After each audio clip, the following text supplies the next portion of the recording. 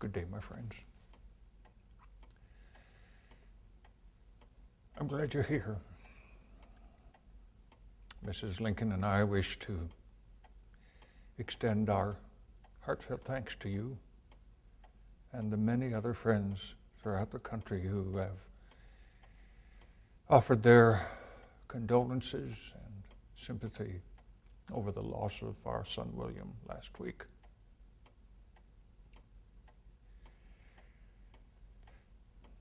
Our other son, Ted, is decidedly better today.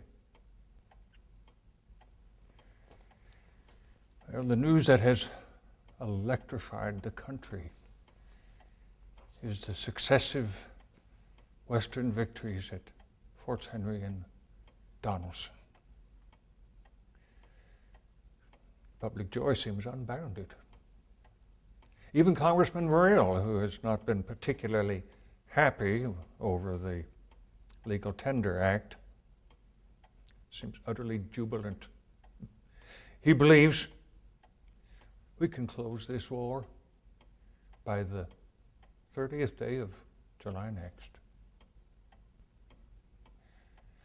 The capture of Fort Henry has opened an avenue for Union forces to invade the border of Alabama as far south as Muscle Shoals.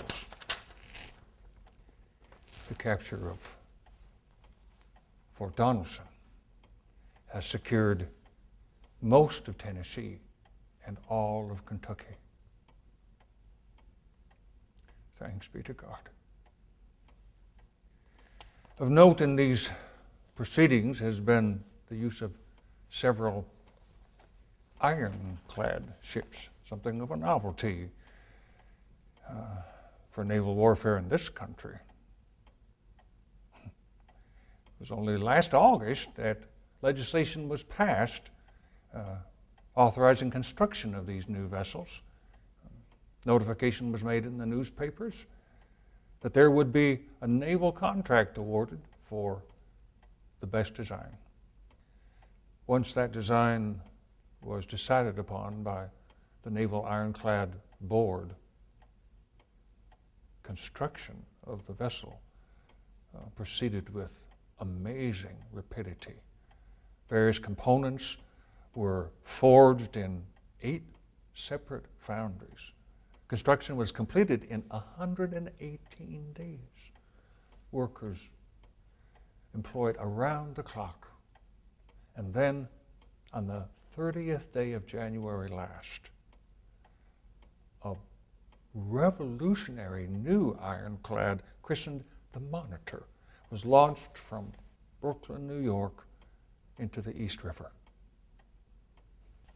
Also, another victory for the country was gained the day after the capture of Fort Henry on Roanoke Island off the coast of North Carolina. It was a joint effort of the Army and the Navy. General Burnside, Commodore Goldsborough were in charge. We now have national forces on the soil of North Carolina. And events beyond the Mississippi were also favorable to the Union in February. On the 18th, General Halleck telegraphed the Secretary of War, "General Curtis has driven General Sterling Price from Missouri and is several miles across the Arkansas line, cutting up Price's army, hourly capturing prisoners and stores." The flag of the Union is floating in Arkansas.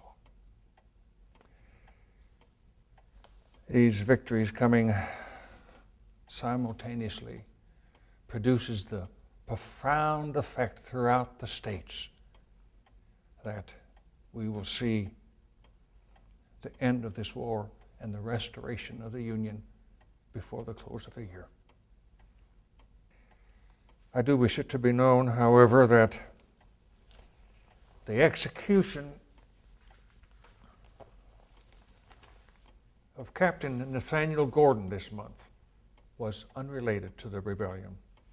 but in accordance with the United States piracy law of 1820.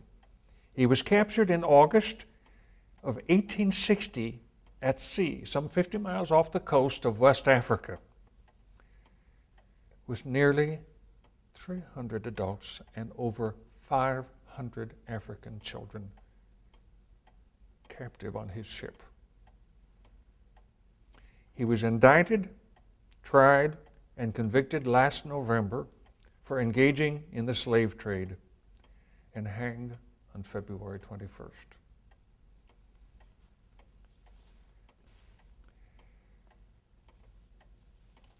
Finally, on the subject of the controversial passage in Congress this month of the Legal Tender Act on February 25th, both proponents and opponents agreed that the act itself is constitutional. But they also agreed that historically, the issuing of money such as this, irredeemable promissory notes with no intrinsic value, is bound to result in excessive issue, redundancy, and ultimately depreciation. The act is passed on a temporary emergency basis out of war necessity. The bill's sponsor, Congressman Spaulding of New York, believes that without this measure, the national government will not be able to pay its bills in 30 days. Treasury Secretary Chase concurs. The new notes, though irredeemable in coin, are exchangeable for interest-bearing notes, 20-year bonds at 6%. In the annual message to Congress last December, I thought it fit to say, the Union must be preserved, and hence all indispensable means must be employed. I said this not hastily, but deliberately.